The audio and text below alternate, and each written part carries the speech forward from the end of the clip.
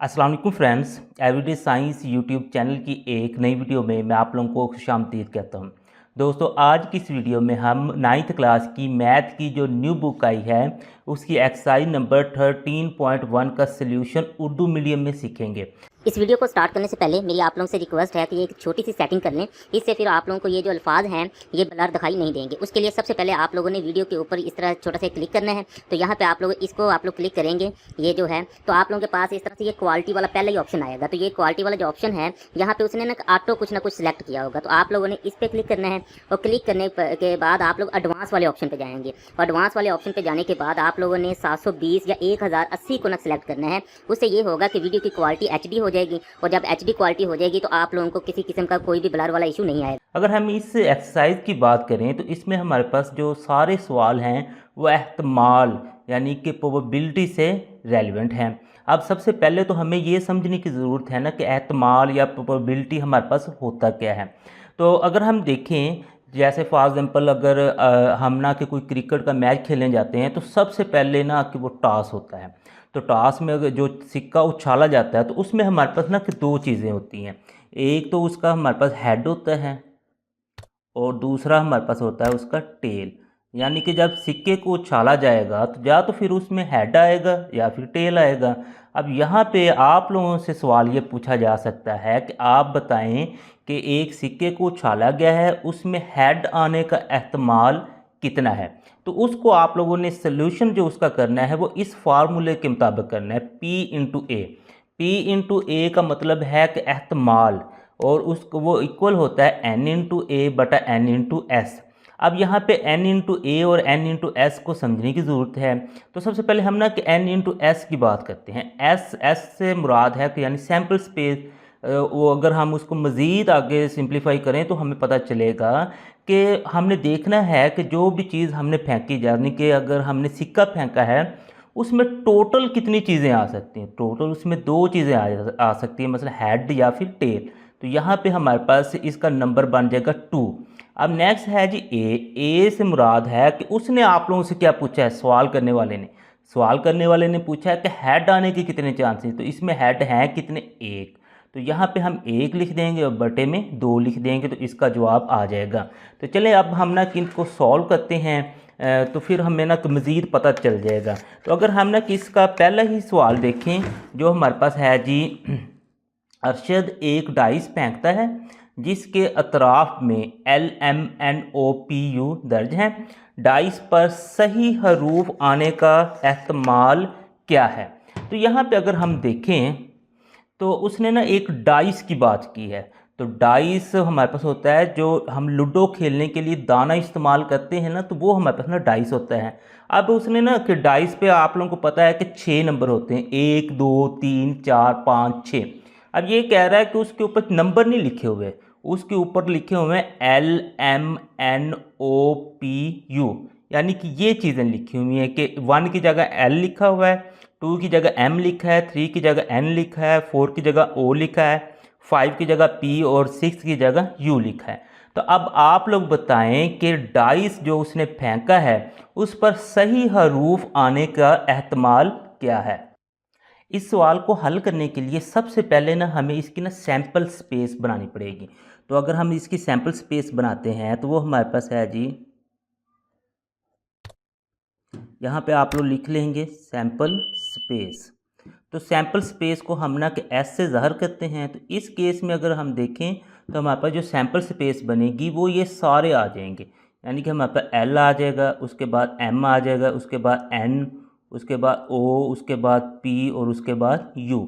तो ये इसकी हमारे पास ना सैम्पल स्पेस बन गई। अब सैम्पल स्पेस मालूम करने के बाद आप लोगों ने N × S मालूम करना है। N × S से मुराद ये है कि सैम्पल स्पेस में कितने हमारे पास नंबर आए हैं। तो इसमें अगर हम गिनती करते हैं तो हमारे पास टोटल 6 नंबर्स हैं। तो N × S हमारे पास 6 हो गई है। तो N × S निकालने का हमारा जो मकसद है वो वही है जो मैंने पीछे आप लोगों को फार्मूला दिखाया था, उसमें हमने कीमतें पुट करनी थी। अब इसके बाद हमने ना कि A निकालना है। तो A से मुराद है कि वो जो आप लोगों को सवाल में पूछना चाह रहा है तो उसके बारे में हमने देखना है। तो अगर इस सवाल में हम देखते हैं तो उसने कहा ये 6 नंबर तो टोटल हैं, लेकिन आप लोग बताएं कि सही हरूफ आने का एहतमाल क्या है। तो सही हरूफ, सबसे पहले तो हमें सही हरूफ का पता होना चाहिए। तो हमारे पास इंग्लिश के जो अल्फ़ाबेट्स होते हैं, यानी कि जो ABC होती है, उसमें हमारे पास ना दो तरह के होते हैं, एक वावल्स होते हैं और दूसरा कॉन्सोनेंट्स होते हैं। वावल तो हमारे पास A, E, I, O, U होते हैं। उसके अलावा जो जितने भी बच जाते हैं वो हमारे पास कॉन्सोनेंट्स होते हैं। तो सही कॉन्सोनेंट्स को हम उर्दू में सही हरूफ कहते हैं।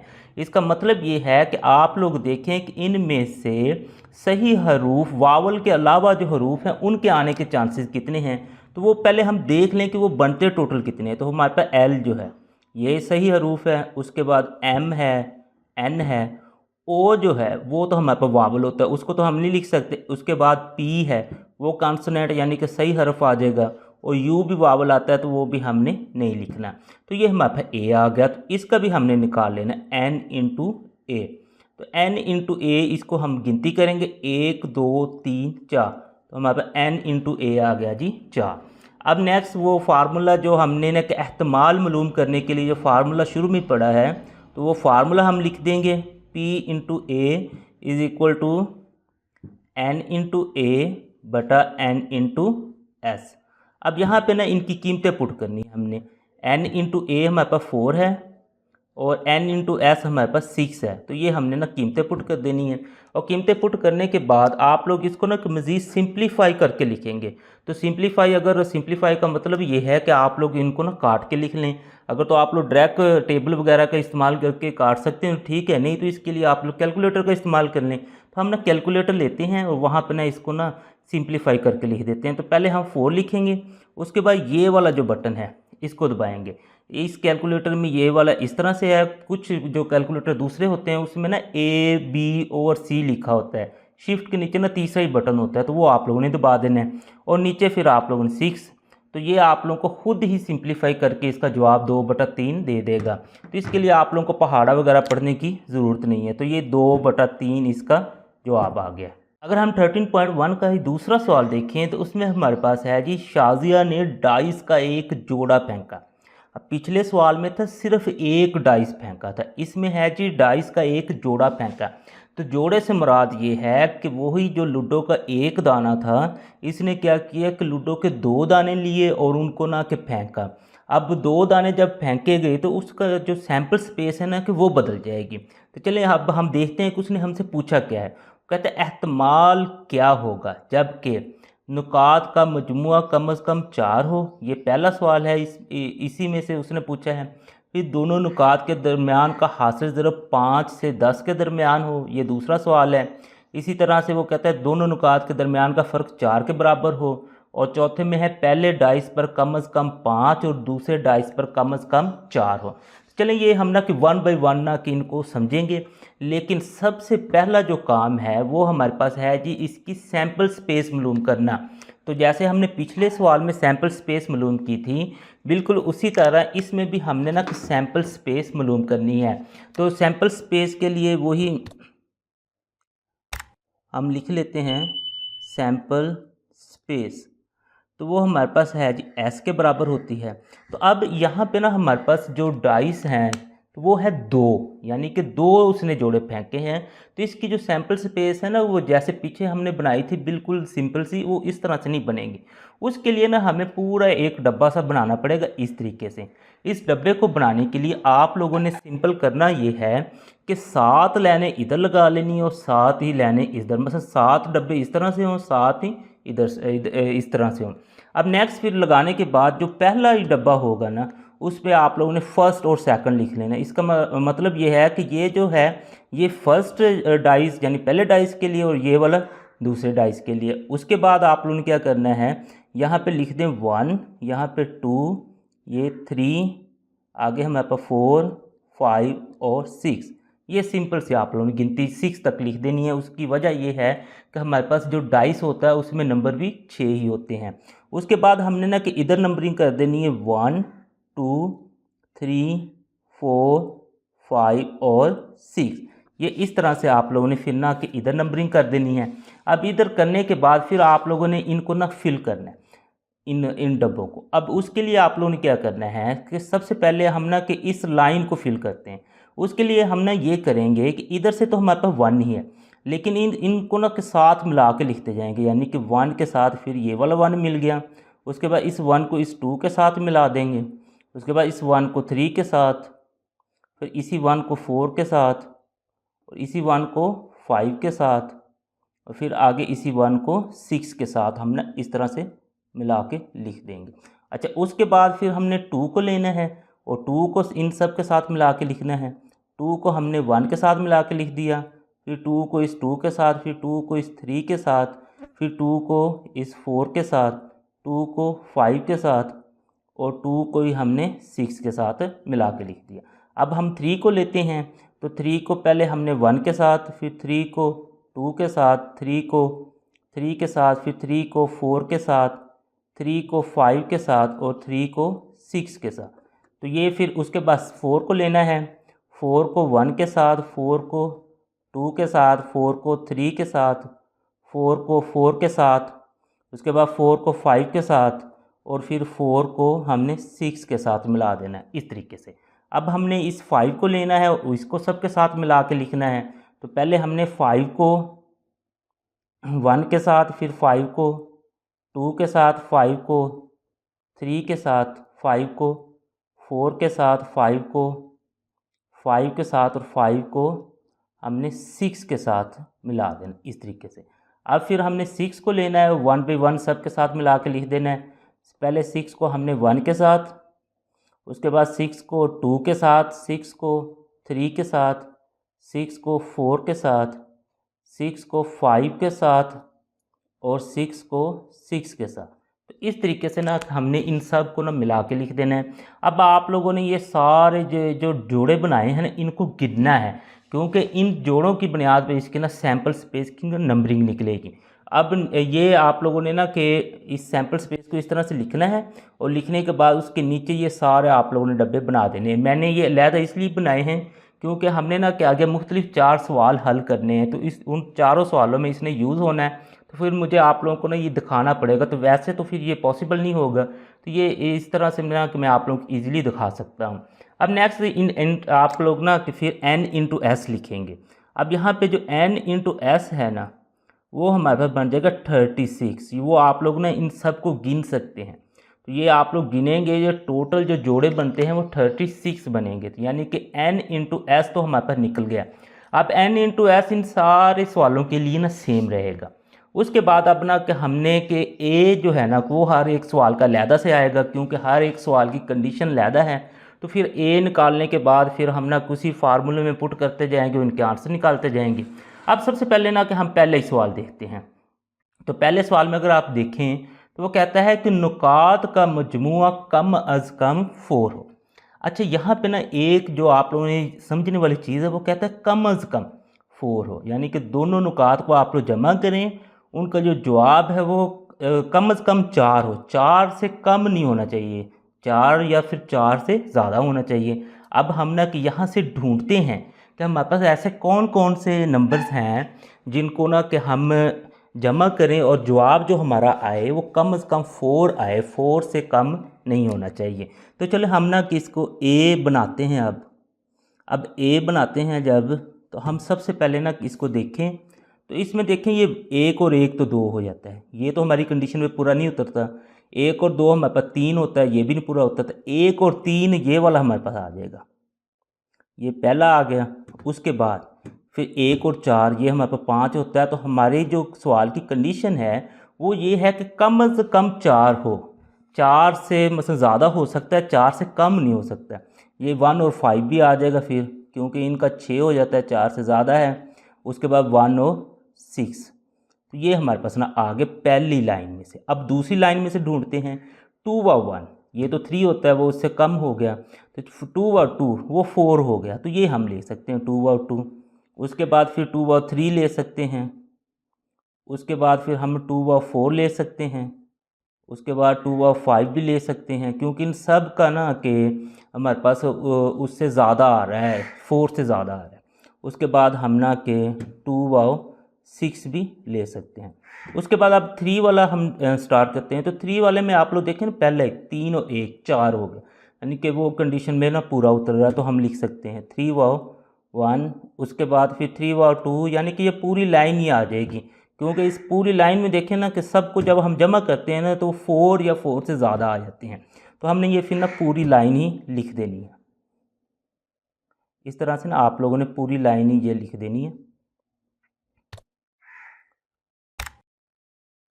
चलें, उसके बाद अब ना हम 4 वाली लाइन देखते हैं। इसमें भी देखें तो 4 और 1 5, यानी कि उससे तो 4 से तो ज़्यादा हो गया, तो इसकी भी जो पूरी लाइन है ना ये भी लिखी जाएगी। उसके बाद ये 5 वाली भी पूरी लाइन लिखी जाएगी और 6 वाली भी, क्योंकि इन सबको जब हम जमा करते हैं ना जवाब कम से कम 4 या फिर 4 से ज़्यादा आ जाता है। तो चलें मैं अब ना किधर आप लोगों को लिख देता हूँ। तो ये 4 वाली लाइन हम लिखते हैं। अब 4 वाव 1 आ जाएगा, उसके बाद 4 वाव 2, 4 वाव 3, 4 वाव 4, उसके बाद हमारे पास 4 वाव 5, उसके बाद 4 वाव 6, यानी कि ये 4 वाली सारी लाइन लिख दी। उसके बाद 5 वाली भी सारी आ जाएगी। बस सवाल की कंडीशन को आप लोगों ने समझना है, उसके मुताबिक आप लोग हल करते जाएंगे तो ये इजीली आप लोग लिख भी लेंगे और हल भी हो जाएगा।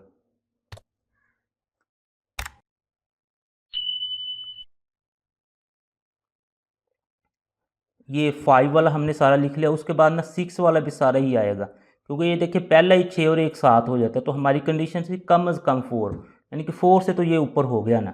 इसके बाद 6 वाव 2 आ जाएगा, 6 वाव हमारे पास 3 आ जाएगा, उसके बाद 6 वाव 4 आ जाएगा, फिर 6 वाव 5 आ जाएगा, उसके बाद 6 वाव 6। इस तरीके से हमारे पास ना ये ए बन गया। तो सैम्पल स्पेस तो हमारे पास n इंटू एस तो पहले ही मौजूद है, वो तो 36 है। तो अब इनको हम गिन लें कि n इंटू ए अब हमारे पास कितना आता है। इनको हम गिनते हैं 1 2 3 4 5 6 7 8 9 10 11 12 13 14 15 16 17 18 19 20 21 22 23 24 25 26 27 28 29 30 31 32 33, यानी कि 33 इसका ना n इंटू ए आएगा। ये सारा हमने ना कि काउंटिंग करके लिख ली। अब वो जो एहतमाल मालूम करना था उसका फार्मूला हमारे पास होता है p into A is equal to n into A बटा n इंटू एस। तो ये सारे सवालों में यही चलेगा, तो आप लोगों ने इसे अच्छे तरीके से याद कर लेना है। n इंटू ए तो ये हमने निकाल लिया, वो 33 है, और n इंटू एस जो था वो हमने कि पहले ही निकाल चुके थे 36, तो वो हमने ना कि इधर 36 लिख देना है। तो आगे फिर इनको आप लोग सिंप्लीफाई करके लिखेंगे, जो वो मैंने आप लोगों को बताया था, आप लोग कैलकुलेटर से भी कर सकते हैं। तो हमारे पास 33 ऊपर है, तो उसके बाद ये वाला बटन हम प्रेस करेंगे और 36 लिखेंगे, तो हमारे पास 11/12 उसने जवाब दे दिया, 11/12।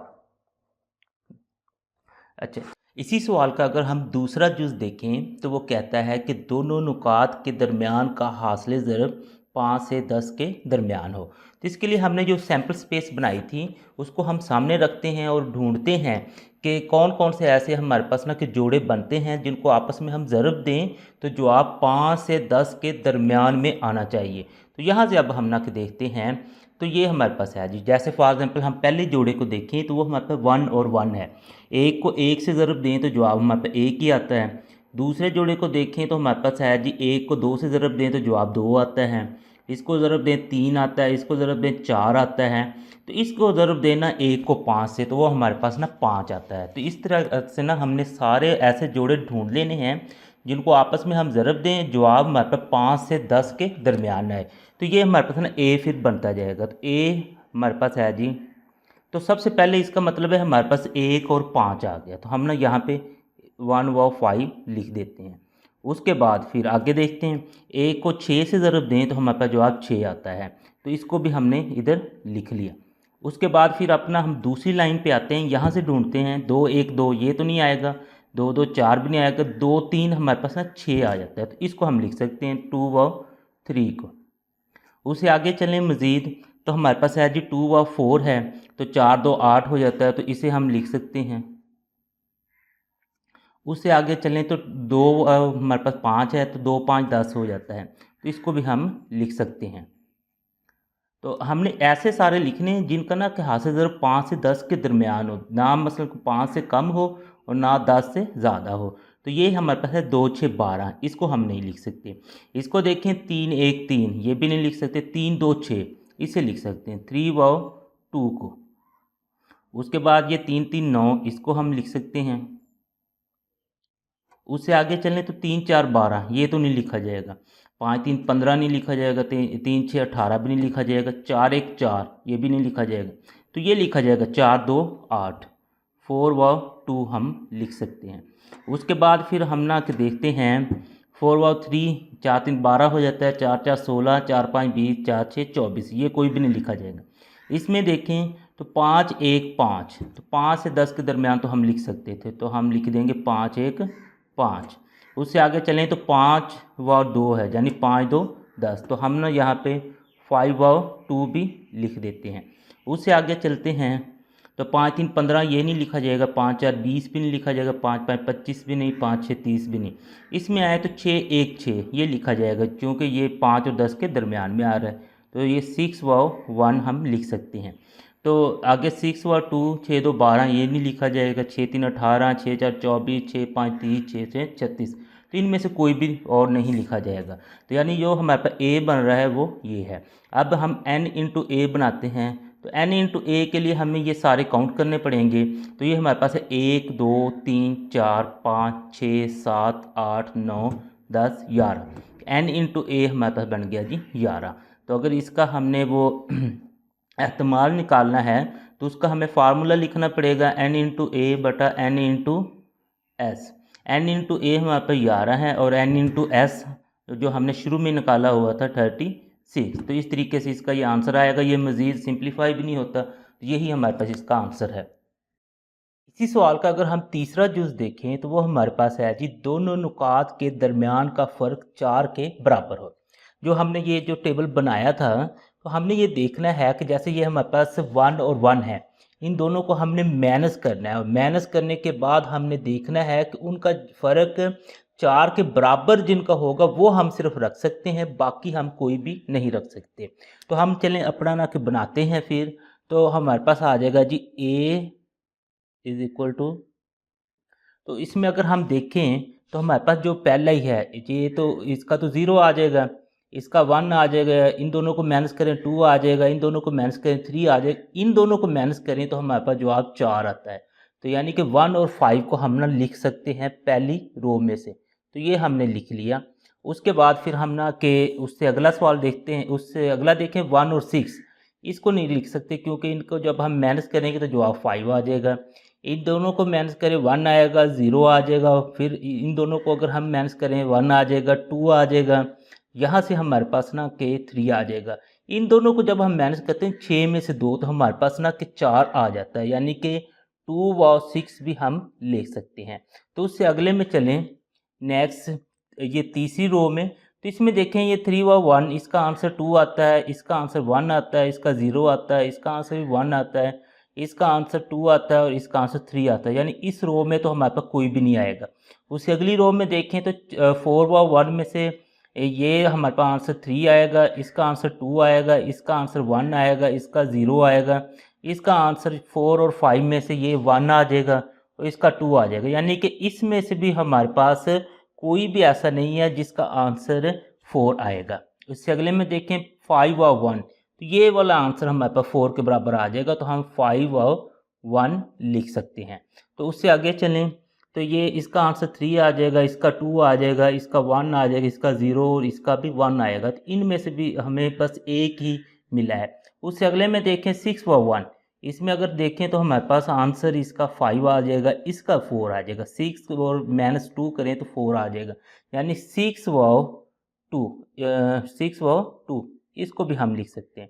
उसके अलावा ये सारे इसमें से हमें कोई भी नहीं मिलेगा, यानी इसका जो ए बना है वो हमारे पास ये बना है। इसका अगर हम n इंटू ए निकालें तो वो हमारे पास आ जाएगा 1 2 3 4, यानी कि ये n इंटू जो ए है वो हमारे पास 4 आ गया। अब नेक्स्ट n इंटू एस का तो हमें पता है, p इंटू ए वाला जो फार्मूला है वो लिखते हैं, वो हमारे पास होता है n इंटू ए बटा n इंटू एस। तो n इंटू ए हमारे पास आ गया 4 और n इंटू एस जो था वो 36 था। तो अब कैलकुलेटर लेते हैं और इसको ना कि हम सिंप्लीफाई कर लेते हैं। तो हमारे पास है जी 4, उसके बाद इसको 36 लिख देंगे तो हमारे पास आंसर आ जाएगा 1/9, यानी कि इसका जो आंसर आ रहा है वो 1/9 आ रहा है। तो अब हम इसी सवाल का अगर हम चौथा जुज देखें तो वो हमें कहता है कि पहले डाइस पर कम से कम 5 और दूसरे डाइस पर कम से कम 4 हो।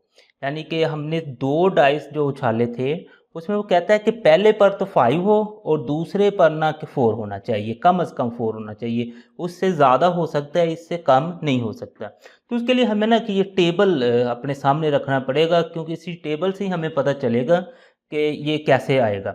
अब देखें फॉर एग्जांपल हम कहते हैं कि ये ऊपर वाली जो रो है ना, ये हमारे पास ना कि पहला डाइस है और नीचे वाली जो रो है ये हमारे पास ना कि दूसरा डाइस है। तो हम अब अपने सवाल की कंडीशन के मुताबिक वो कहता है कि पहले डाइस पर कम से कम 5 हो। यानी कि अगर आप लोग देखें तो पहले डाइस पर 5 तो यहाँ पे आता है। इसका मतलब ये है कि इससे पीछे वाले जितने भी हैं ना ये वाले, तो ये वाले तो हम काउंट नहीं कर सकते।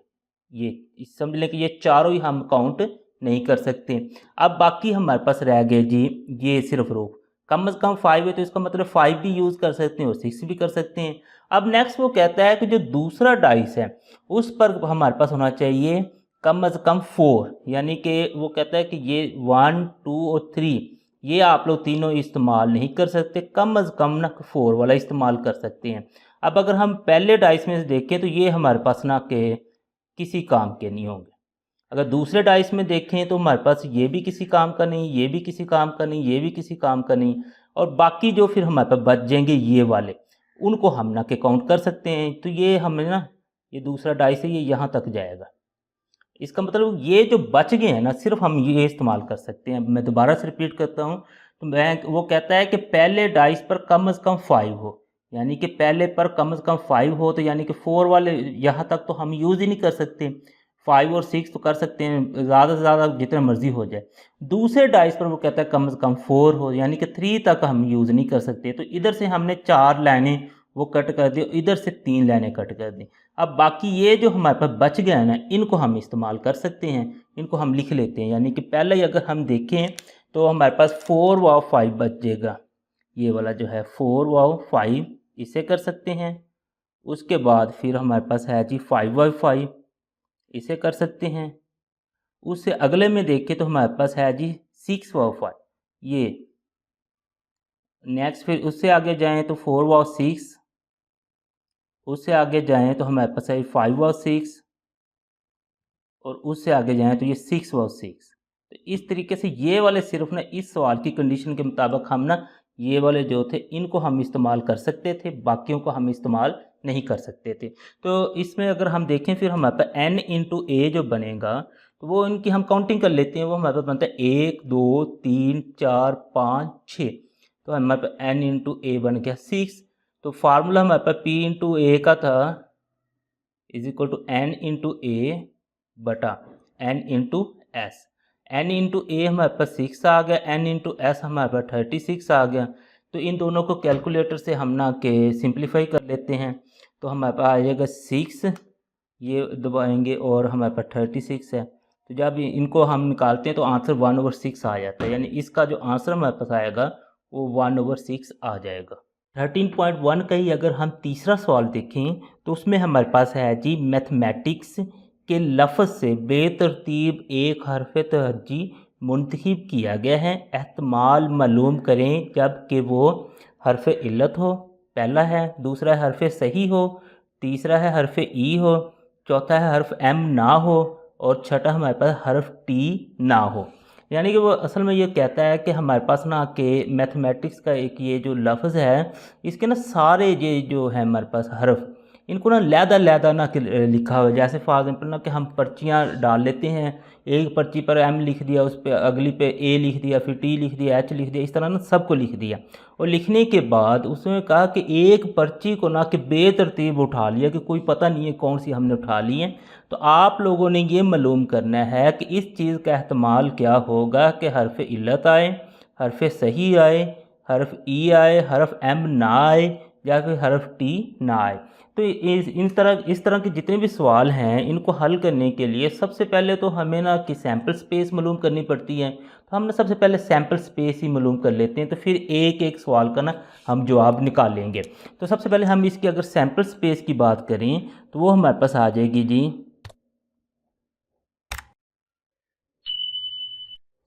तो सैम्पल स्पेस को चूँकि हम एस से ज़ाहिर करते हैं तो वो हमारे पास इस केस में बनती है, इन सारे हरूफ को हमें लिखना पड़ेगा। पहले एम आ गया, फिर कॉमा, फिर आगे ए, फिर टी, फिर एच, फिर ई, उसके बाद फिर एम, उसके बाद ए, उसके बाद टी, उसके बाद आई, उसके बाद सी, उसके बाद एस।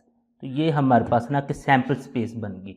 अगर हम n इंटू एस की बात करेंगे तो वो हमने ना ये सारे गिन लेने हैं। हम गिनते हैं 1 2 3 4 5 6 7 8 9 10 11, यानी कि n इंटू एस हमारे पास ना 11 बन गया। अब इस n इंटू एस को इस्तेमाल करते हुए हमने ना कि बाकी सारे जो सवाल हैं उनके जवाबात देने हैं। तो हम स्टार्ट होते हैं पहले इस सवाल से। तो पहला सवाल हमारे पास है, वो कहता है कि हर्फ इल्लत हो। ये पहला सवाल है, हर्फ इल्लत हो। तो हर्फ इल्लत अब क्या होता है, सबसे पहले तो हमें पता होना चाहिए कि आखिरकार ये हर्फ इल्लत क्या है।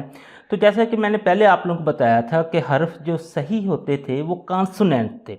जो हर्फ इल्लत होते हैं ये हमारे पास वावल्स होते हैं। तो हम ना कि इसका ए मालूम कर लें। अब हमने ना कि देखना है कि हमारे पास वावल्स कौन कौन से हैं। तो इसमें से अगर देखें मैथमेटिक्स में से, तो वावल आप लोगों को पता है ए, ई, आई, ओ, यू, ये सारे वावल्स होते हैं। तो इनमें से जितने भी वावल्स हैं ना वो हमने लिख लेने हैं। तो हमारे पास पहला वावल तो ए आ गया। उसके बाद अगर हम देखें तो दूसरा वावल हमारे पास ई आ गया। उसके बाद देखें तो फिर हमारे पास ये ए फिर आ गया। उसके बाद फिर देखें तो हमारे पास आई आ गया। तो ये हमारे पास 4 ही वावल्स हैं, यानी कि ये ए, फिर ई, फिर ए, फिर आई। इसके अलावा तो हमारे पास कोई भी वावल नहीं है। तो हमारे पास इसकी जो ए बनेगी ना वो हमारे पास ये है। तो n इंटू ए अगर हम निकालें तो वो हमारे पास आएगा जी 1 2 3 4। तो n इंटू ए हमारे पास आ गया जी 4। अब वो फार्मूला लगा लेते हैं एहतमाल वाला, p इंटू ए हमारे पास बराबर होता है n इंटू ए और बटे में होता है n इंटू एस। तो n इंटू ए हमारे पास है इधर 4 और n इंटू एस है 11। जो वो n इंटू एस यहाँ से हमने ले लिया वो है 11। तो ये इस तरह से इसका आंसर आ जाएगा। तो ये आप लोगों को पता है कि 4/11 जो है ना ये मज़ीद सिंप्लीफाई नहीं होता, तो यहाँ पे इसका आंसर आ जाएगा। उसके बाद फिर हम ना किसी का दूसरा अगर जुज़ देखें तो वो हमें कहता है कि हरफ सही हो, हरफ सही हो। अब हम देखते हैं कि हरफ सही कौन सा होता है। तो हरफ सही हरफ इल्लत के उल्ट होता है। अब जो हमारे पास ABC होती है उसमें से 5 जो हरूफ होते हैं ए, ई, आई, ओ, यू, ये तो हमारे पास हरफ इल्लत यानी कि वावल्स होते हैं। उसके अलावा जितने भी बच जाते हैं उन्हें हम कॉन्सोनेंट्स या उर्दू में हम हरफ सही कहेंगे। तो इनका अगर हम ए निकालें तो वो हमारे पास निकलेगा जी ए इज़ इक्वल टू, तो इधर से हम ना कि सैम्पल स्पेस से ही देख लेते हैं कि अब हमारे पास जो वावल्स के अलावा बचते हैं वो कौन कौन से हैं। तो पहला जो एम है ये वावल नहीं होता, तो फिर ये हरफ सही है। उसके बाद टी आ जाएगा, उसके बाद फिर एच आ जाएगा, उसके बाद ई तो हमारे पास हरफ इल्लत है। उसके बाद एम के बाद फिर हमारे पास आ जाएगा टी, उसके बाद सी और उसके बाद एस। तो ये सारे हमारे पास हरफ सही हैं। तो इनकी काउंटिंग कर लेते हैं। तो n इंटू ए हमारे पास बन जाएगा 1 2 3 4 5 6 7। तो ये 7 बन गया। तो चूँकि हमने इसके ना कि एहतमाल मालूम करना है तो एहतमाल वाला फार्मूला लगाते हैं। तो ये हमारे पास एहतमाल वाला फार्मूला है। तो यहाँ पे अगर हम देखें n इंटू ए 7 है और n इंटू एस तो हमने शुरू में निकाल लिया था वो 11 था। तो इस तरीके से इसका भी आंसर ये आ जाएगा। ये मज़ीद सिंप्लीफाई भी नहीं होता, तो यहाँ पे इसका आंसर निकल आएगा। अब नेक्स्ट जो सवाल है उसमें वो कहता है कि हरफ ई हो। अब आप लोगों ने निकालना हरफ ई हो। अब हम ना कि सबसे पहले तो ए ही मालूम करते हैं। हम देखते हैं कि इसमें हरफ ई कितना आया ताकि फिर ना कि उसका n इंटू ए हम निकाल सकें। तो इसमें अगर हम देखें तो सिर्फ ये एक दफ़ा ई आया है। आप लोग पूरे में देख लेना तो सिर्फ ई जो हमारे पास आया है एक ही दफ़ा आया है। तो हम ना कि इसे इधर लिख देंगे ई को। तो फिर जो इसका n इंटू ए बनेगा तो वो हमारा बन जाएगा जी 1। तो इसका जो फार्मूला होता है p इंटू ए वाला, जो p इंटू ए वाला जो फार्मूला है वो है जी n इंटू ए बटा n इंटू एस। तो ये n इंटू ए तो हमारे पास, चलिए ये लिखते हैं p इंटू ए बराबर है n इंटू ए, तो हमारे पास 1 आ गया, और n इंटू एस जो है वो 11 है, तो यानी 1/11 इसका आंसर आ जाएगा। इसी सवाल का अगर हम ना कि चौथा जुज़ देखें तो वो कहता है कि हर्फ ए हो, तो हर्फ ए भी है, तो सबका हमने ना कि ए सबसे पहले निकालना होता है। तो उसके लिए हम ना कि इसे सैम्पल स्पेस को ही लेते हैं, उसमें देखते हैं कि ए हमारे पास कितनी दफ़ा आया है। तो ये देखें तो ए आप लोगों के पास 2 दफ़ा आया है, तो हम यहाँ पे ना कि ए 2 दफ़ा लिख लेते हैं और ना कि इसका फिर n इंटू ए मालूम करते हैं। तो हमारे पास n इंटू ए आ जाएगा जी 2, n इंटू ए हमारे पास 2 आ गया। उसके बाद फिर जो एहतमाल वाला फार्मूला है वो लगा लेते हैं n इंटू ए बटा n इंटू एस। तो इस फार्मूले में कीमतें पुट करते हैं, तो ये हमारे पास n इंटू ए 2 है और ये n इंटू एस हमारे पास 11 है, तो ये 2/11 इसका जवाब आ जाएगा। अब उसके बाद हम ना कि अगले अपने जुज़ की तरफ चलते हैं, तो वो हमारे पास है जी कि m ना हो। इसमें वो कह रहा है कि m ना हो। तो चलिए हम ना सैम्पल स्पेस को देखते हैं और इसका निकालते हैं कि ए हमारे पास क्या निकलेगा।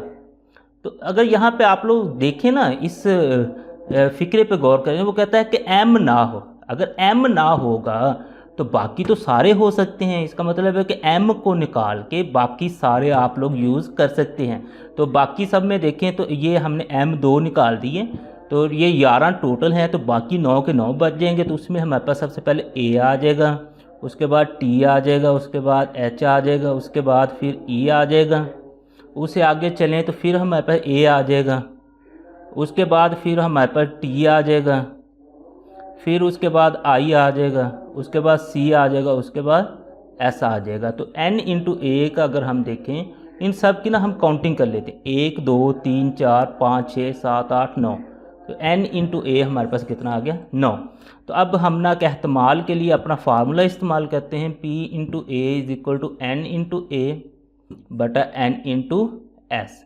n इंटू ए की कीमत हमारे पास 9 है और n इंटू एस की 11 है, तो 9/11 इसका आंसर आ जाएगा। अब इसी सवाल का जो लास्ट जूस है उसे हम सॉल्व करते हैं। तो लास्ट जूस में वो कहता है कि हर्फ टी ना हो, तो इसका भी हमें ए ही निकालना पड़ेगा। तो हर्फ टी ना हो, तो यहाँ से अगर हम देखें, पिछले में था कि हर्फ एम ना हो, इसमें है कि हर्फ टी ना हो, यानी कि ये टी जो है हमारे पास 2 दफ़ा आया कि ये टी ना हो, बाकी सारे हो सकते हैं।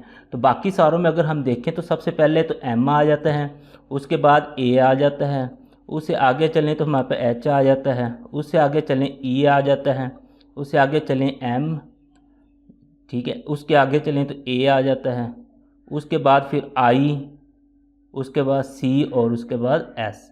तो ये भी अगर आप लोग गिनती कर लें 1 2 3 4 5 6 7 8 9, तो n इंटू ए हमारे पास आ गया जी 9। तो इसका मज़ीद वो एहतमाल के लिए ये फार्मूला हम लगा देते हैं, n इंटू ए बटा n into S. n into A यहाँ पर हमने निकाल लिया 9 और n इंटू एस तो इनका 11 ही चला आ रहा है, तो इसका आंसर भी हमारे पास 9/11 आ जाएगा। 13.1 का ही अगर हम चौथा सवाल देखें तो उसमें वो कहता है कि असलम एक डाइस फेंकता है, हिंसा 3 या 4 हासिल होने का एहतमाल क्या होगा? नीज़ हिंसा 3 या 4 हासिल ना होने का एहतमाल भी मालूम करें। तो डाइस वही लूडो का दाना है। अब इसने ना कि असलम ने एक लूडो का दाना फेंका है, पीछे एक सवाल में हमने ना 2 भी फेंके थे, लेकिन इसमें वो कहता है सिर्फ एक लूडो का दाना फेंकता है। तो आप लोगों ने ये बताना है कि वहाँ पे 3 या 4 आने का एहतमाल कितना है या फिर 3 या 4 ना आने का एहतमाल कितना है। तो सबसे पहला जो काम है तो वो हमें ना कि इसकी सैम्पल स्पेस मालूम करनी पड़ेगी। तो हम ना कि सैम्पल स्पेस मालूम कर लेते हैं। तो वो हमारे पास है जी एस के इक्वल, क्योंकि आप लोगों को पता है कि जो लूडो का दाना होता है उसमें 6 नंबर लिखे होते हैं, 1 2 3 4 5 और 6। तो इसकी जो सैम्पल स्पेस है वो भी यही बन जाएगी। तो सैम्पल स्पेस मालूम करने के बाद नेक्स्ट फिर हम ना कि इसका n इंटू एस भी साथ ही मालूम कर लेते हैं। तो वो हमारे पास 6 ही आ जाएगा, क्योंकि ये आप लोग गिनेंगे तो ये 6 ही हैं। n इंटू एस आ गया। अब ना कि हम अपना देखते हैं कि उसने जो सवाल पूछा उसके आंसर देते हैं। कहता है कि हिंसा 3 या 4 हासिल होने का एहतमाल। तो यहाँ पे फिर हम ना कि ए निकाल लें।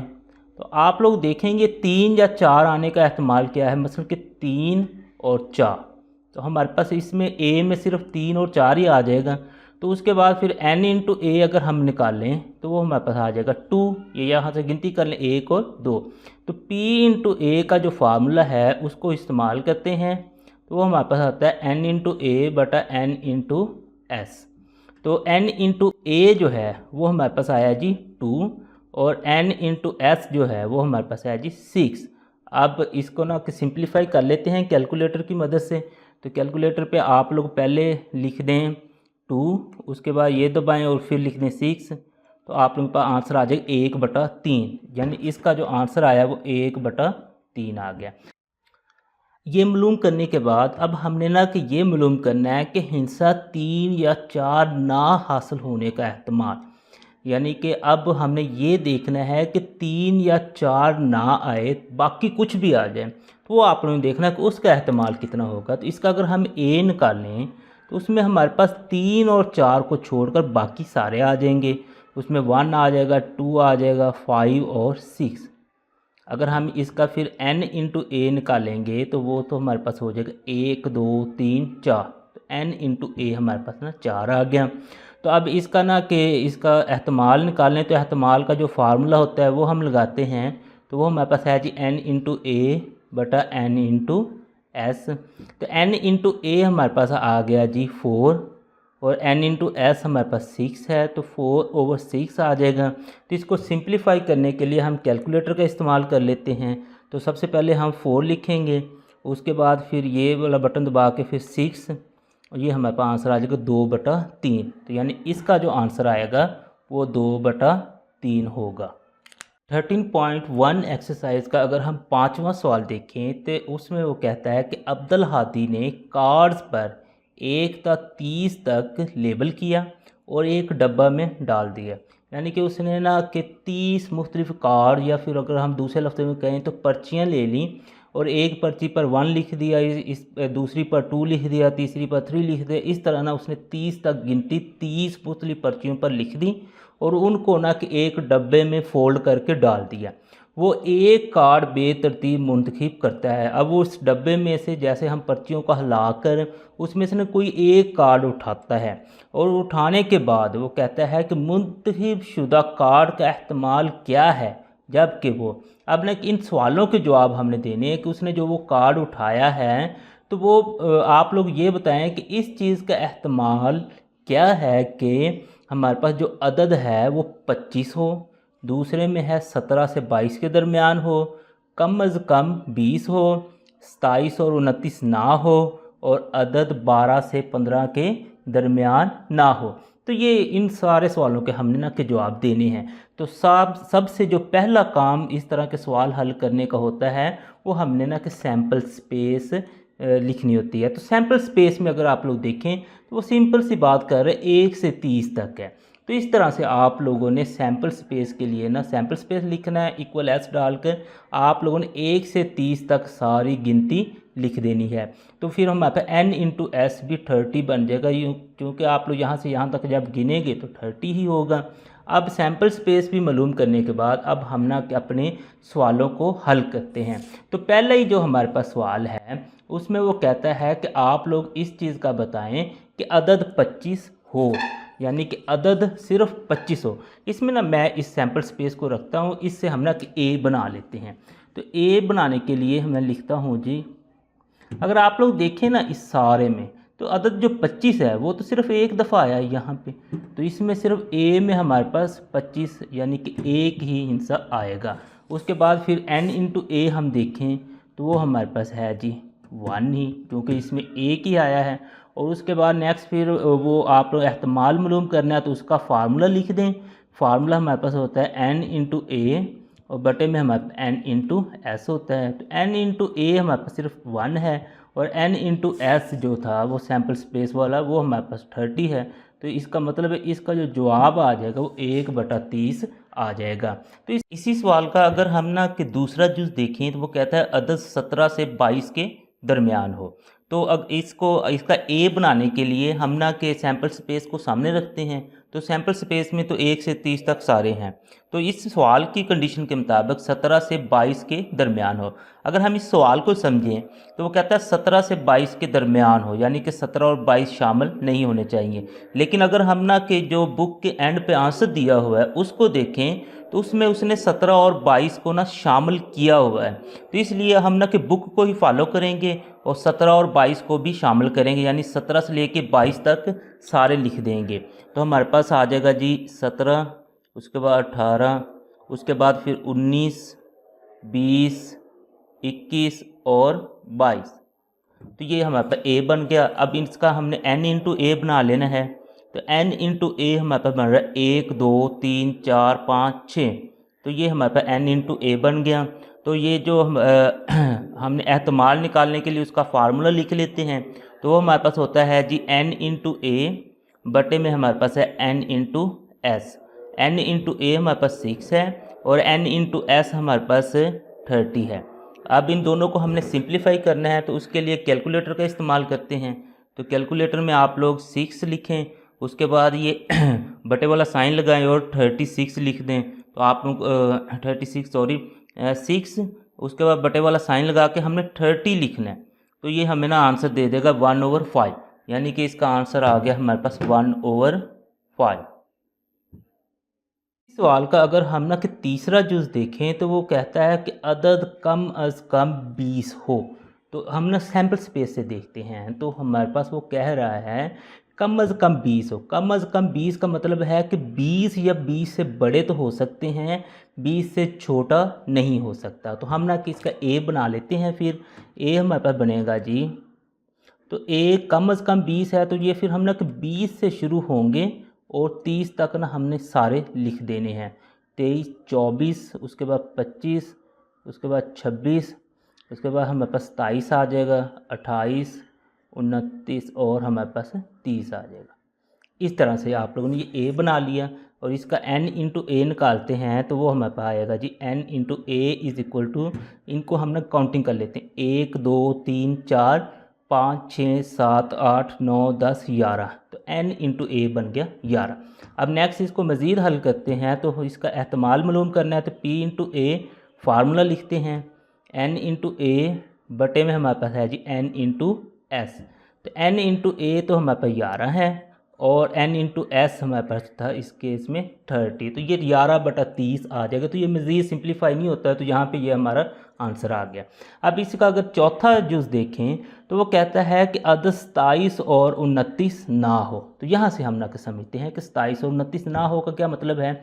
इसमें वो कहता है कि 27 और 29 को निकाल दें, बाकी सारे आप लोगों ने लिखने हैं। तो इसका जब हम ए बनाएंगे तो उसमें हम लिखेंगे जी 1 2 3 4 5 6, उसके बाद फिर हमारे पास आ जाएगा 7 8 9 10, उसके बाद 11 12 13 14 15 16 17 18 19 20, उसके बाद जी 21 22 23 24 25 26। अब 27 नहीं लिखना हमने, 28 और 29 भी नहीं लिखना और हमने 30 लिख देना है।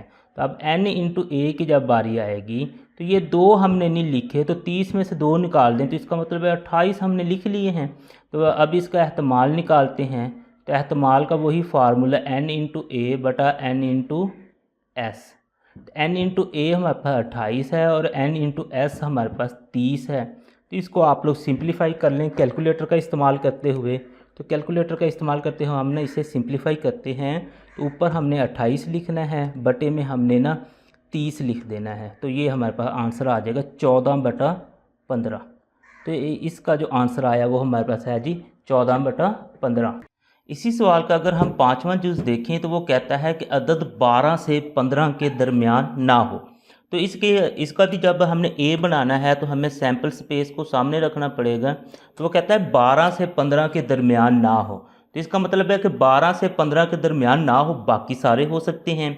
तो इसमें भी हमें समझ तो यही आ रही थी कि 12 से 15 के दरमियान यानी 13 और 14 नहीं होने चाहिए, लेकिन क्योंकि हमने ना कि बुक के एंड से जो इसके आंसर दिए हुए हैं उनको फॉलो करना है, तो उसमें उसने 12 और 15 को भी शामिल किया हुआ है। तो इसका मतलब 12 से 15 के दरमियान ना हो, यानी ये 12 भी ना हो, 13 भी ना हो, 14 भी ना हो और 15 भी ना हो, बाकी सारे हो सकते हैं। तो इसका फिर हम ना कि ए बना लेते हैं इनको छोड़कर। तो हम ना इसका ए बनाते हैं, तो वो हमारे पास बन जाएगा 1 2 3, उसके बाद 4 5 6 7 8 9, उसके बाद 10 11, यानी अब 12 से 15 के दरमियान कोई नहीं होगा, तो हम फिर 16 से शुरू कर लेंगे। 16 से आगे फिर हमने ना सारे 30 तक लिख देने हैं। तो इस तरह से 21, फिर आगे 22 23 24 25 26 27 28 29 और हमारे पास 30 आ जाएगा। तो इस तरीके से हमने ये सारे लिख दिए। अब हमने n इंटू ए बनाना है, तो इनकी हम काउंटिंग करेंगे कि ये टोटल हमारे पास कितने हैं, तो उसको हम n इंटू ए बना देंगे। तो इसकी अगर हम काउंटिंग करते हैं तो हमारे पास है जी 1 2 3 4 5 6 7 8 9 10 11 12 13 14 15 16 17 18 19 20 21 22 23 24 25 26। तो फिर हमारे पास जो n इंटू है a है ना, वो बन जाता है 26। तो ये हमने ना इधर 26 लिख लिया। तो एहतमाल निकालने के लिए वही हमारे पास जो फार्मूला है p into A is equal to n into A और बटे में हमारे पास n into S. n into A इधर से देखें तो वो हमारे पास 26 है और n इंटू एस देखें तो वो तो हमारे पास 30 था। तो ये 26/30 आ गया। इस 26/30 को हमने सिंप्लीफाई करना है, तो उसके लिए हम कैलकुलेटर का इस्तेमाल कर लेते हैं। तो कैलकुलेटर पे आप लोग 26 लिखेंगे, बटे वाला साइन लगाएंगे और 30 लिखेंगे, तो आप लोगों के पास आंसर 13/15 आ जाएगा। यानी कि इसका जो आंसर है सिंप्लीफिकेशन के बाद वो 13/15 है। 13.1 एक्सरसाइज का अगर हम छठा सवाल देखें तो वो कहता है कि ऐशा के इम्तिहान पास करने का एहतमाल 0.85 है, तो ऐशा के इम्तिहान पास ना करने का एहतमाल क्या होगा, तो ये हमने मालूम करना है। तो सबसे पहले हम लिख लेते हैं कि ऐशा के जो पास करने का जो एहतमाल है, इम्तिहान पास करने का एहतमाल है, उसको हम ना p इंटू ए से ज़ाहिर करते हैं। वो उसने खुद ही दिया 0.85। अब नेक्स्ट उसने हमसे जो पूछा है वो कहता है कि आप लोग ये बताएं कि उसके ना पास करने का एहतमाल कितना होगा। यहाँ पे आप लोगों ने एक चीज़ याद रखनी है कि जो हमारे पास टोटल कोई भी काम करने की जो प्रोबेबिलिटी होती है वो हमारे पास 1 होती है, या एहतमाल क्या होता है वो 1 होता है। तो उसका जो उसका आ गया ना वो है जी 0.85। अब 0.85 जैसे फॉर एग्जांपल एक ना मैच चल रहा है और मैच के दरमियान में एक विन प्रिडिक्टर आ जाता है, उसमें वो लिखा होता है कि फॉर एग्जांपल पाकिस्तान और वेस्ट इंडीज़ का अगर मैच चल रहा है तो 85% जो है ना वो पाकिस्तान जीत सकती है और 15% वेस्ट इंडीज़ जीत सकती है। तो वो 15% उसने कैसे निकाला, वो इस तरीके से कि टोटल हमारे पास 100% था, 100 में से 85 चूँकि पाकिस्तान जीत सकता था तो उसने क्या किया 100 में से 85 को माइनस कर दिया। माइनस करने के बाद उसने देखा कि 15 बचा जो उसके जो चांसेस हैं वो वेस्ट इंडीज़ के हैं। तो बिल्कुल इसी तरीके से एहतमाल का जो होता है केस उसमें टोटल होता है 1। अब यहाँ पे ना वो कहता है कि 0.85 जो है ना वो उसके ना पास करने का एहतमाल है। तो आप लोगों ने ये मालूम करना है कि उसके पास ना करने का एहतमाल क्या है। तो उसको हम ना के ज़ाहिर कर देते हैं p इंटू ए डैश से, ये हमने मालूम करना है। तो p इंटू ए डैश जो है ना वो हम ना इस तरीके से मालूम कर सकते हैं 1 माइनस 0.85। जब 1 माइनस 0.85 करेंगे तो आप लोग ये कैलकुलेटर से मालूम कर सकते हैं 1 माइनस 0.85। तो आप लोगों के पास जो आंसर आएगा वो है जी 0.15। ये जो 0.15 है ये इसके ना के पास ना करने का एहतमाल है, यानी कि ये सवाल आप लोगों का यहाँ पे हल हो गया। 13.1 का ही अगर हम 7वां सवाल देखें तो उसमें वो कहता है कि ताबिश एक सिक्का उछालता है और एक डाइस फेंकता है, तो 10 झैल वाक़यात का एहतमाल क्या होगा। तो ये नीचे ना कुछ सवाल पूछे, इन पे तो हम बाद में आते हैं, लेकिन सबसे पहले हम ना इस स्टेटमेंट को समझते हैं कि वो क्या कह रहा है। वो कहता है कि उसके पास एक सिक्का था उसने वो उछाला एट अ टाइम, मसलन के इकट्ठे ही, और उसके साथ उसने एक डाइस भी उछाल दिया। अब दोनों वो ना इकट्ठे उछाल रहा है, तो आप लोगों ने इनके ना जवाब देने हैं कि इन वाक़यात के आने का एहतमाल या फिर जो पॉसिबिलिटी है वो कितनी है। तो सबसे पहले तो हमें ना किसकी सैम्पल स्पेस बनाने की ना ज़रूरत है। तो अगर हम सैम्पल स्पेस में देखें तो हमारे पास दो चीज़ें हैं, एक हमारे पास सिक्का है और दूसरा डाइस है। तो इस मसलन के पीछे जो हमने दूसरा सवाल किया था उसमें हमारे पास दो डाइस थे, तो हमने जो सैम्पल स्पेस बनाई थी वो दो डाइस के लिहाज से बनाई थी। लेकिन अब हम बनाएंगे एक सिक्के और एक डाइस के लिहाज से। तो चलिए हम ना कि सैम्पल स्पेस पहले बनाते हैं, देखते हैं इसका क्या बनता है। तो सैम्पल स्पेस में अगर आप लोग देखें, डाइस जो होता है ना उसमें हमारे पास ना कि 6 नंबर्स होते हैं, तो वो हम ना कि इधर इस तरह से लिख लेते हैं। तो आप लोगों ने इस तरह से एक ना डब्बा बना लेना है। तो इसमें हमने ना कि इस तरह से ये नंबरिंग लिख ली, चूँकि डाइस पे 6 तक होते हैं तो हमने ये 6 तक नंबरिंग लिख ली। उसके बाद सिक्का जो होता है, सिक्के पे हमारे पास दो चीज़ें होती हैं, एक हेड होता है और दूसरा टेल होता है। तो इसको हमने इससे आगे लेके जाना ही नहीं है। तो अब हमने ना इनके ये जोड़े बनाने हैं, यहाँ पे ना इसको फिलअप करना है। तो उसके लिए पहले हम ना कि हेड को लेंगे और इन सब के साथ मिला के लिख देंगे, यानी कि ये बन जाएगा हेड व 1, ये बन जाएगा हेड व 2, और ये हमारे पास हेड व 3।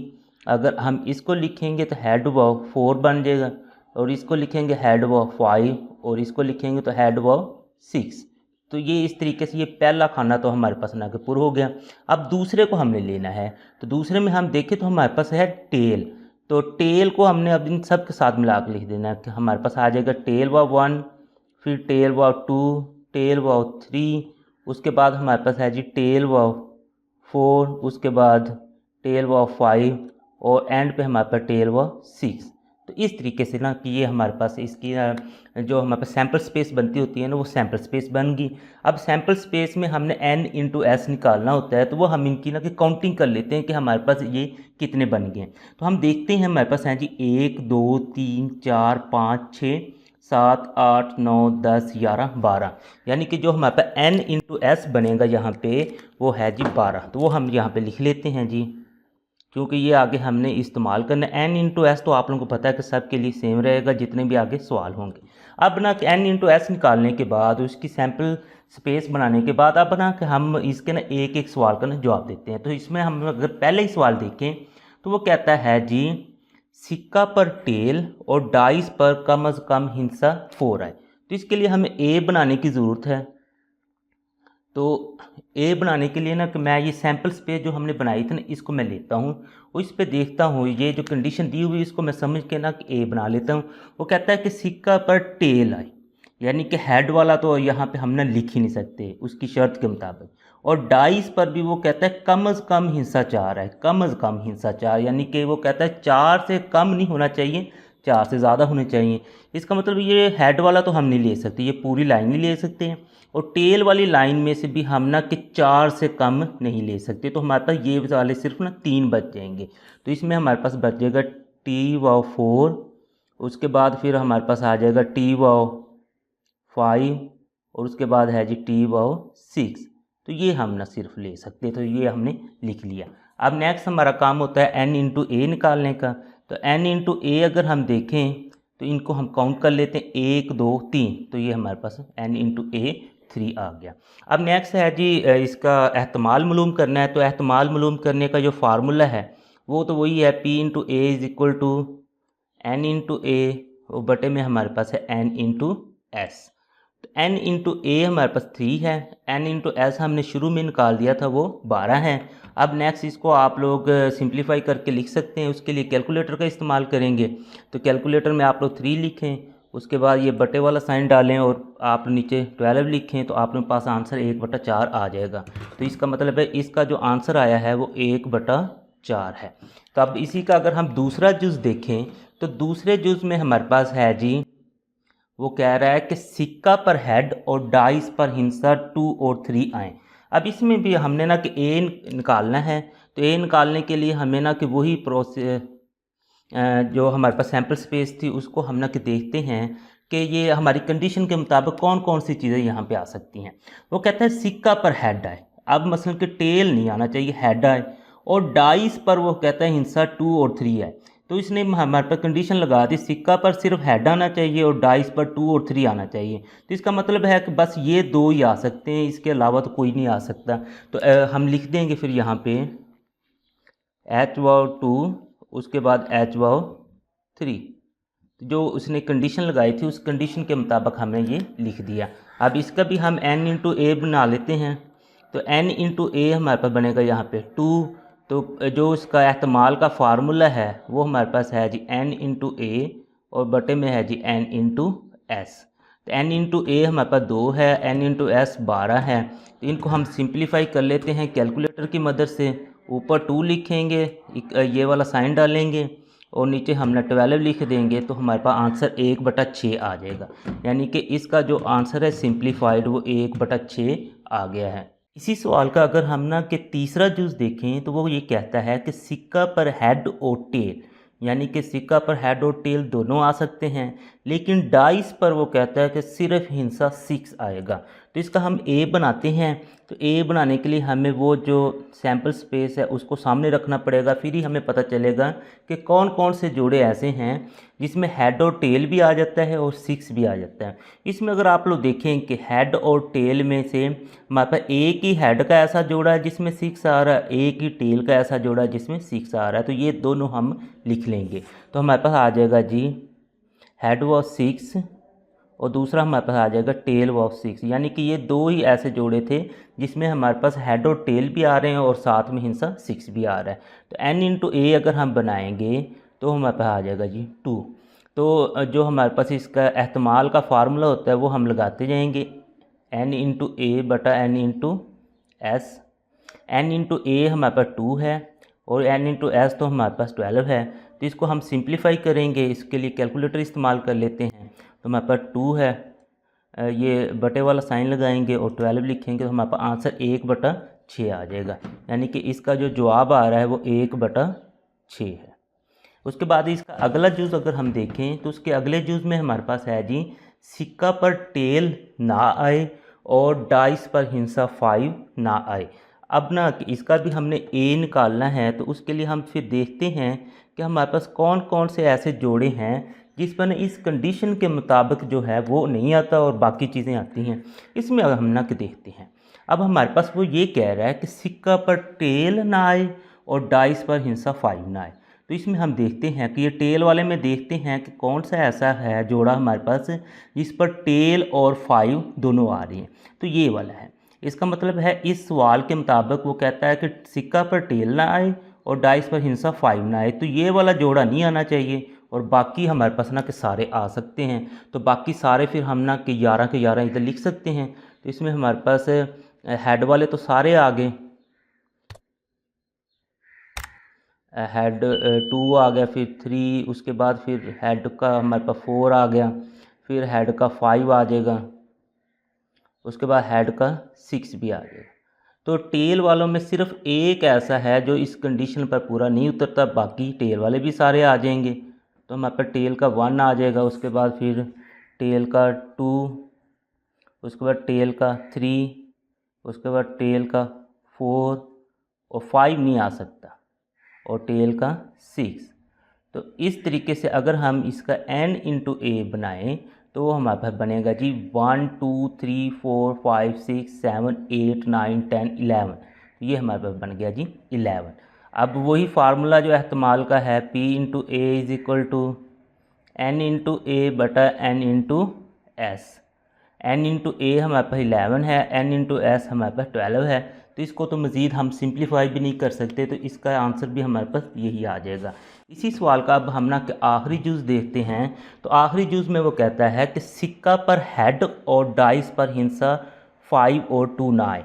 यानी कि हमने ऐसे ढूंढने हैं जिसमें ना कि सिक्का पर हेड और डाइस पर हिंसा 5 और 2 ना आए। तो अब हम ना कि यहाँ से देखते हैं कि वो कौन कौन से हैं जिस पर ना कि ये दोनों चीज़ें आ रही हैं। हम देखें हेड वाले में, क्योंकि उसने हेड वाले में कहा है ना, हेड वाले में वो कहता है 2 और 5 वाला आप लोगों ने काउंट नहीं करना, 2 और 5 वाला काउंट नहीं करना, तो बाकी सारे हमने काउंट कर लेने हैं। तो हमारे पास इसका जो ए बनेगा वो हमारे पास बन जाएगा H1 तो बन जाएगा। तो H2 5 और 2 वाला हम नहीं लिख सकते, तो फिर H3 लिख लेंगे।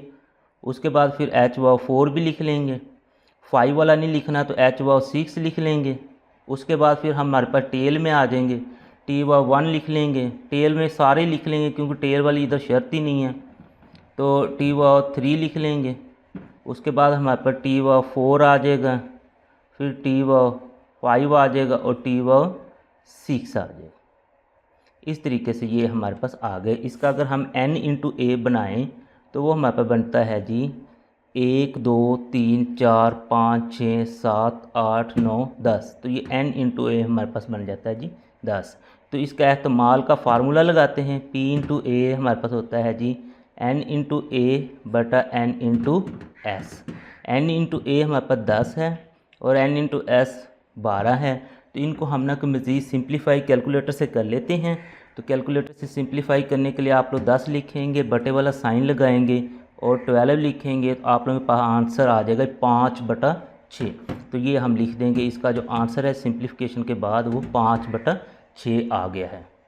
अगर हम 13.1 का ही 8वां सवाल देखें तो उसमें वो कहता है अच्छी तरह मिलाए गए ताश के 52 पत्तों में से एक पत्ता मुंतखब किया गया है, एहतमाल क्या होगा अगर मुंतखब शुदा पत्ता, पहला सवाल उसका है जी मलका हो, दूसरा है जी ना मलका हो ना ही गुलाम हो। तो आप लोगों को पता है कि जो ताश होती है ना उसमें हमारे पास टोटल 52 पत्ते होते हैं। तो सबसे पहला जो काम है इसकी हम ना कि सैम्पल स्पेस बना लेते हैं। जब हम सैम्पल स्पेस बना लेंगे तो फिर नेक्स्ट आगे सवाल सॉल्व करना इजी हो जाएगा और आप लोगों को समझना भी आसान हो जाएगा।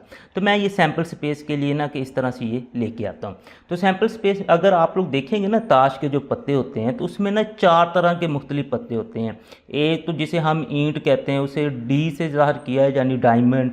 उसके बाद इस तरह से दिल वाले पत्ते होते हैं उसे हम हार्ट से ज़ाहिर करें। इसी तरह से ये एक पत्ता सा बना होता है, उस तरह से एक ये होता है, इसे स्पैड कहते हैं, इसे क्लब कहते हैं।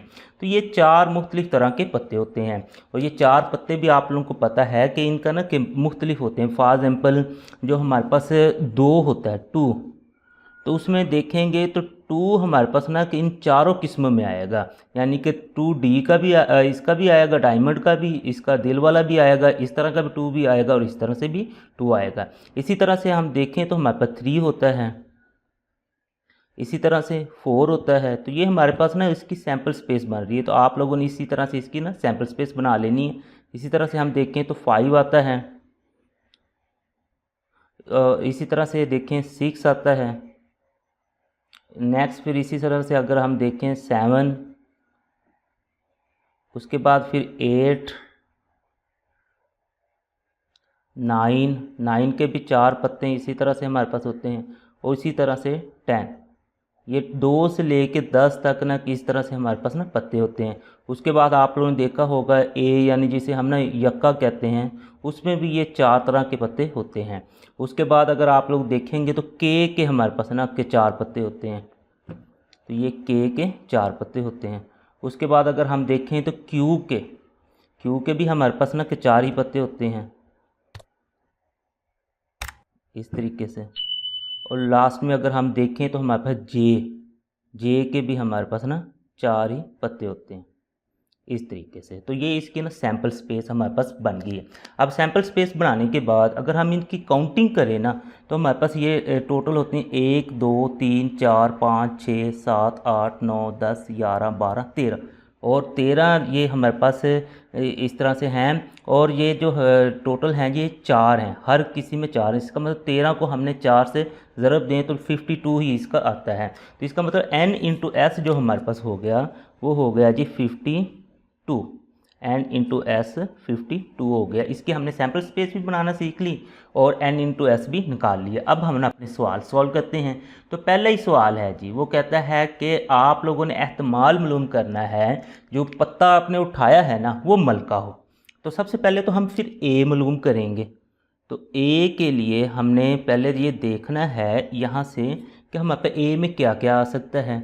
मलका यानी कि क्वीन हो। तो क्यू हमारे पास ना कि 4 मुख्तलिफ तरह के, डी का एक है, एच का एक है, एस का एक है और इसका सी का एक है। तो इसका मतलब है क्वीन 4 हैं, तो जो वो पत्ता उठाएगा इन चारों में से कोई ना कोई आ सकता है। तो हम ना फिर इसकी सैम्पल स्पेस में लिख देते हैं क्यू का हमारे पास डी का भी है, फिर क्यू हमारे पास एच का भी है उसके बाद जो क्यू हमारे पास एस का भी है और फिर क्यू हमारे पास सी का भी है। यानी कि इस तरह से हमारे पास ना कि जो सैम्पल स्पेस में 4 मलका आ सकती हैं। तो अगर हम इसका n इंटू ए बनाएँ तो हमारे पास 4 बन जाएगा। अब इसके चूँकि हमने कि इसका निकालना है एहतमाल, तो एहतमाल का फार्मूला लगाते हैं p इंटू ए, वो हमारे पास आ जाएगा जी n इंटू ए और बटे में हमारे पास आ जाएगी जी n इंटू एस।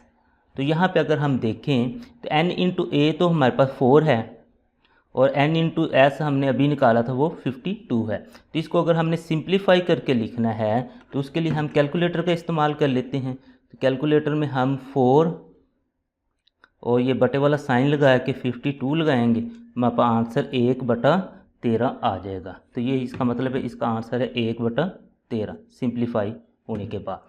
अब नेक्स्ट फिर हम ना किसी का अगला जूज़ जो है वो करते हैं। तो अगले जूज़ में वो कहता है कि ना मलका हो और ना ही गुलाम हो, यानी कि मलका और गुलाम दोनों नहीं होने चाहिए। तो यहाँ से हम देखते हैं अगर मलका और गुलाम नहीं होते तो बाकी हमारे पास क्या बचता है। इसमें देखेंगे तो मलका हमारे पास क्यू, उसके बाद जे गुलाम होते हैं, ये दोनों हमारे पास नहीं है। ये दोनों नहीं है तो इसका मतलब बाकी सारे तो हमारे पास हैं। मतलब 2 वाले 4 भी हैं, 3 वाले भी 4 हैं, 4 वाले भी, इसी तरह से ए वाले 4 भी हैं और के वाले भी हमारे पास 4 हैं। तो यहाँ तक ना कि हमारे पास ये सारे आ जाएंगे। तो चले हम ना इसका फिर ए बना लेते हैं। तो ए बनाने के लिए ना कि हम इधर ना लिख लेते हैं। सबसे पहले तो 2 है, 2 में हमारे पास ना सारे आ जाएंगे। 2 हमारे पास डी का भी आ जाएगा, 2 हमारे पास आगे एच का भी आ जाएगा, उसके बाद 2 हमारे पास एस का भी और 2 हमारे पास सी का भी आ जाएगा।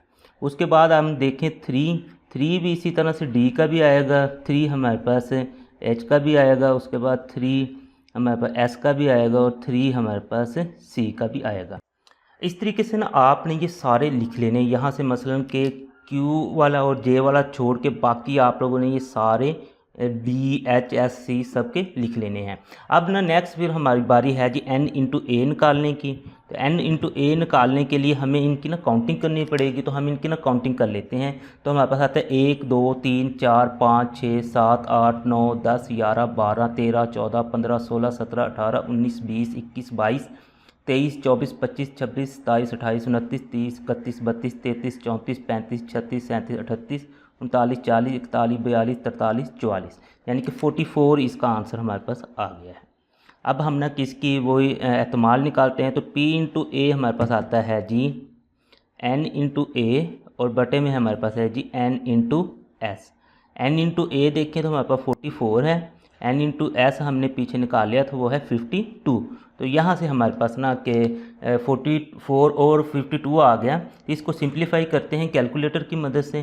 तो कैलकुलेटर में हम सबसे पहले 44 लिख देंगे, उसके बाद फिर हम ना कि 44 के बाद हम ना 52 लिख बटे वाला साइन लगा के 52 लिख देंगे। तो ये हमारे पास इसका सिंप्लीफाई होकर आंसर आ जाएगा 11/13। तो आप लोग यहाँ पे 11/13 लिख दें।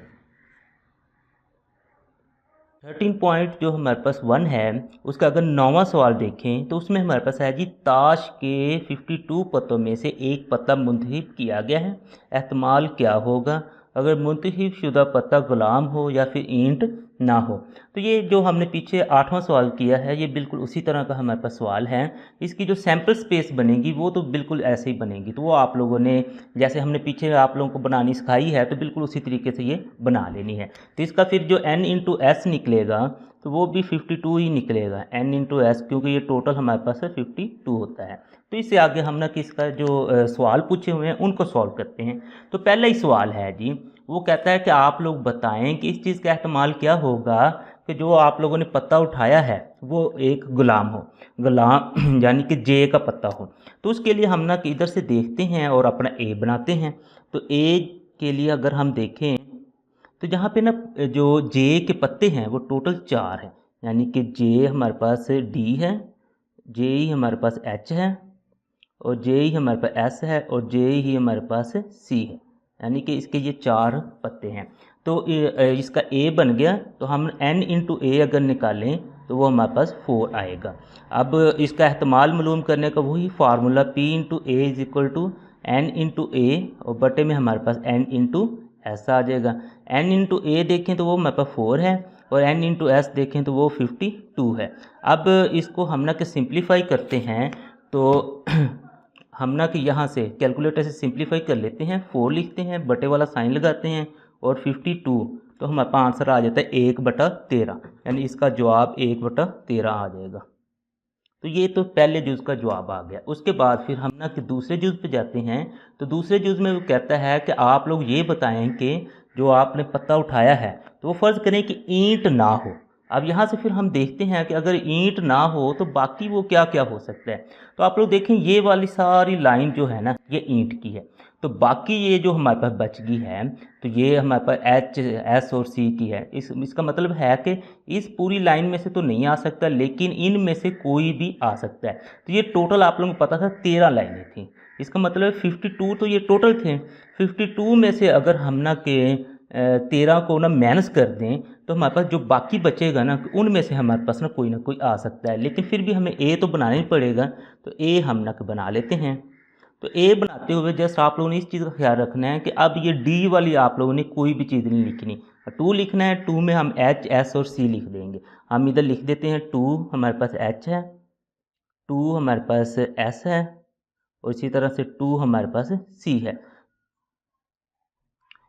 इस तरीके से ना आप लोगों ने ये सारे लिख लेने हैं यहाँ से मसलन फॉलो करते हुए एच एस और सी, मतलब 2 वाले भी ये तीनों, फिर 3 वाले, इस तरह से ना ये सारे आप लोगों ने यहाँ पे ना ए बना लेना है। अब ये ए बनाने के बाद हमने ना कि n इंटू ए ना लिखना है। तो जैसे वो मैंने आप लोगों को पहले बताया था वो 39 बनता है, तो लेकिन फिर भी हम ना काउंटिंग कर लेते हैं कि क्या ये 39 बनते भी हैं। अब काउंटिंग करते हैं तो हमारे पास 1 2 3 4 5 6 7 8 9 10 11 12 13 14 15 16 17 18 19 20 1 2 3 4 5 6 7 8 9 30 31 2 3 4 5 6 7 8 9, यानी कि 39 हमारे पास बन गया। तो इसका भी एहतमाल मालूम करने के लिए वही फार्मूला है। तो ये फार्मूले में हमारे पास n इंटू ए और बटे में n इंटू एस आता है। n इंटू ए हमारे पास 39 है और n इंटू एस 52 है। तो अब इसको ना सिंप्लीफाई करते हैं कैलकुलेटर की मदद से। तो कैलकुलेटर में हम सबसे पहले 39 लिख देंगे, बटे वाला साइन लगाएंगे और 52 लिख देंगे। तो ये हमारे पास आ जाएगा जी 3/4। इसका आंसर आ गया जी 3/4 सिंप्लीफाई होने के बाद।